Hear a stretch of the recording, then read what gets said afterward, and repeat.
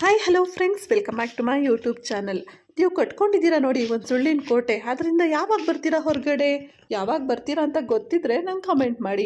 ಇಲ್ಲ ಆಲ್ರೆಡಿ ಬಂದಿದ್ದೀರಿ ಅಂತ ಗೊತ್ತಿದ್ದರೆ ಯಾವ ಥರ ಬಂದ್ರಿ, ಹಾಗೆ ಬಂದಿದ್ದರಿಂದ ನಿಮಗೆ ಏನು ಯೂಸ್ಫುಲ್ ಅನ್ನಿಸ್ತು ಅನ್ನೋದನ್ನು ಕೂಡ ಕಮೆಂಟ್ ಮಾಡಿ.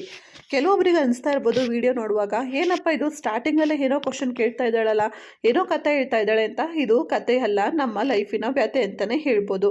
ಯಾಕೆ ಅಂತಂದರೆ ಸುಮಾರು ಸಲ ನಾವು ಲೈಫಲ್ಲಿ ಏನೇನೋ ಅಚೀವ್ ಮಾಡಬೇಕು ಅಂತ ಅಂದ್ಕೊಂಡಿರ್ತೀವಿ.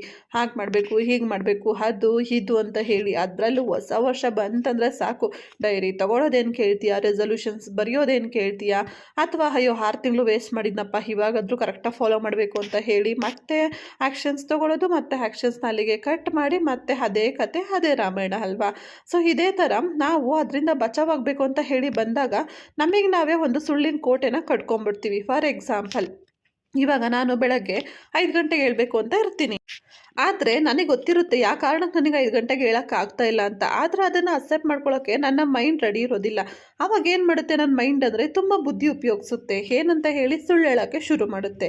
ಅದನ್ನು ಹೇಳೋದು ನಾವು ಸುಳ್ಳಿನ ಕೋಟೆ ಅಂತ. ದಿನ ಒಂದೊಂದು ಅಭ್ಯಾಸದಿಂದ ತಪ್ಪಿಸ್ಕೋಬೇಕು ಅಂತ ಹೇಳಿ ನಮಗೆ ನಾವೇ ಕಾರಣಗಳನ್ನ ಕೊಟ್ಕೊಳ್ತಾ ಹೋಗ್ತೀವಿ. ನಾನು ಆ್ಯಕ್ಚುಲಿ 5 ಗಂಟೆಗೆ ಹೇಳ್ಬೇಕು ಅಂತ ಇದ್ದೆ, ಅಲಾರಾಮ್ ಕೂಡ ಇಟ್ಟಿದ್ದೆ. ಬಟ್ ಆದರೆ ಏನು ಮಾಡೋದು, ನಿನ್ನೆ ಯಾಕೋ ನಿದ್ದೆ ಸರಿಯಾಗಿರಲಿಲ್ಲ ಅಂತ ರೀಸನ್ ಮಾತ್ರ ನಮ್ಮ ಮೈಂಡ್ ಹೇಳ್ತಿರುತ್ತೆ. ಬಟ್ ಯಾಕೆ ಸರಿಯಾಗಿರಲಿಲ್ಲ ಅನ್ನೋದಕ್ಕೆ ಕಾರಣನ ಒಪ್ಕೊಳ್ಳೋಕ್ಕೆ ರೆಡಿ ಇರಲ್ಲ. ಯಾಕೆ ಅಂದರೆ ಹಿಂದಿನ ದಿನ ಮೇ ಬಿ ಲೇಟಾಗಿ ಮಲಗಿರ್ತೀರ. ಕಾರಣ ಬಂದು ಯಾವುದೋ ಒಂದು ಉದ್ಧಾರ ಆಗೋ ಕೆಲಸ ಮಾಡಿರಲ್ಲ. ನಾವು ತುಂಬ ಟೈಮ್ ಮೊಬೈಲ್ನ ನೋಡಿರ್ತೀವಿ, ಅಥವಾ ಟಿ ವಿ ನೋಡಿರ್ತೀವಿ, ಅಥವಾ ಬೇಡದೇ ಇರೋರ ಹತ್ರ ತುಂಬಾ ಡಿಸ್ಕಷನ್ಸ್ನ ಮಾಡಿ ನಮ್ಮ ಟೈಮ್ನ ವೇಸ್ಟ್ ಮಾಡ್ಕೊಂಡಿರ್ತೀವಿ. ಆದ್ದರಿಂದ ನಮಗೆ ಸರಿಯಾಗಿ ನಿದ್ದೆ ಆಗೋದಿಲ್ಲ.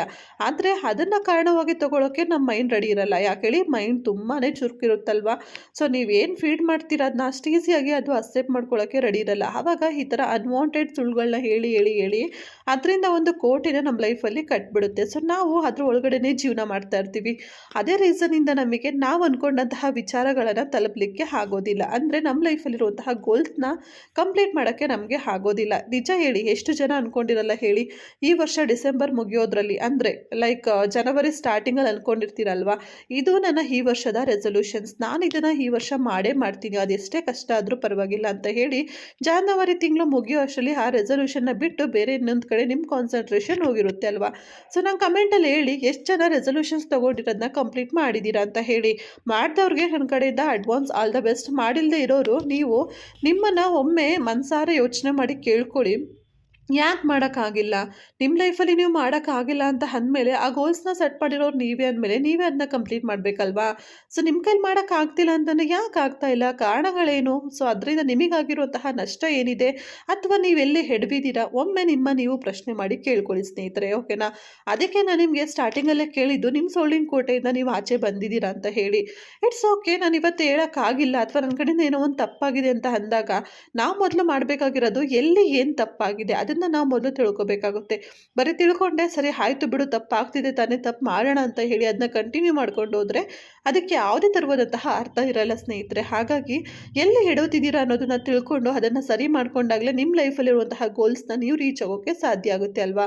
ಸೊ ದಯವಿಟ್ಟು ಇದನ್ನು ಸ್ವಲ್ಪ ತಲೆಯಲ್ಲಿ ಇಟ್ಕೊಂಡು, ಸೊ ನಿಮಗೆ ನೀವೇ ಕಾರಣಗಳನ್ನ ಕೊಡೋದಿರಬಹುದು, ಅಥವಾ ಬೇರೆಯವ್ರು ಯಾರೋ ಏನೋ ಎಕ್ಸ್ಕ್ಯೂಸಸ್ನ ಕೊಡ್ತಾ ಇದ್ದಾರೆ ಅಂತ ಹೇಳಿ ಅವರನ್ನ ನೋಡಿ ಕಾಪಿ ಮಾಡೋದು, ದಯವಿಟ್ಟು ಈ ಎಕ್ಸ್ಕ್ಯೂಸಸ್ ಕೊಡೋದನ್ನ ಮೊದಲು ನಿಲ್ಲಿಸಿ, ಸರಿನಾ. ನಿಮ್ಮ ಕೈಲಿ ಮಾಡೋಕ್ಕಾಗ್ತಿಲ್ಲ ಅಂತಾನೆ ಎಷ್ಟಾಗುತ್ತೋ ಅಷ್ಟಾದ್ರೂ ಪ್ರಯತ್ನ ಪಡಿ.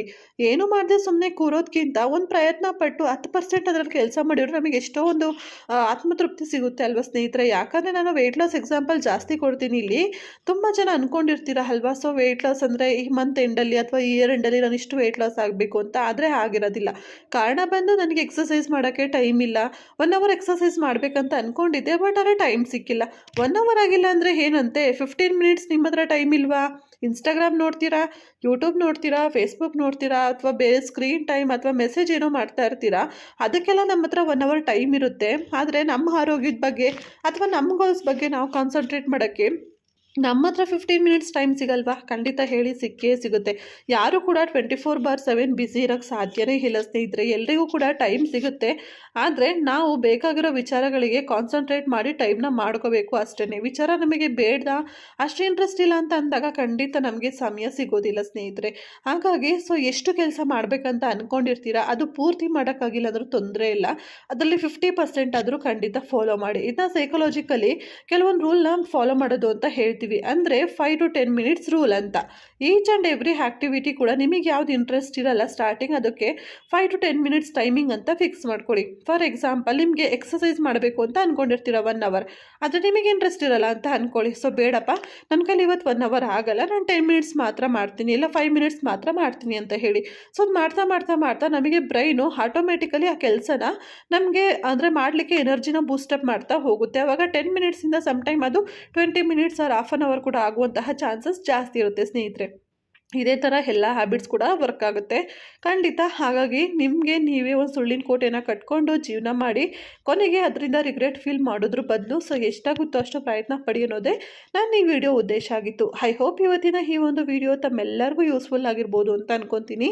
ಇಷ್ಟ ಆಗಿದ್ರೆ ಪ್ಲೀಸ್ ವಿಡಿಯೋಗೆ ಲೈಕ್ ಮಾಡಿ, ಹಾಗೆ ನಮ್ಮ ವಿಡಿಯೋ ಬಗ್ಗೆ ನಿಮ್ಮ ಅನಿಸಿಕೆ ಅಭಿಪ್ರಾಯಗಳನ್ನ ಕಮೆಂಟ್ ಮುಖಾಂತರ ಶೇರ್ ಮಾಡಿ, ಹಾಗೆ ತಪ್ಪದೆ ಚಾನಲ್ನ ಸಬ್ಸ್ಕ್ರೈಬ್ ಮಾಡ್ಕೊಂಡು ಫಾಲೋ ಮಾಡಿ ಸ್ನೇಹಿತರೆ. Thank you so much for watching. Take care.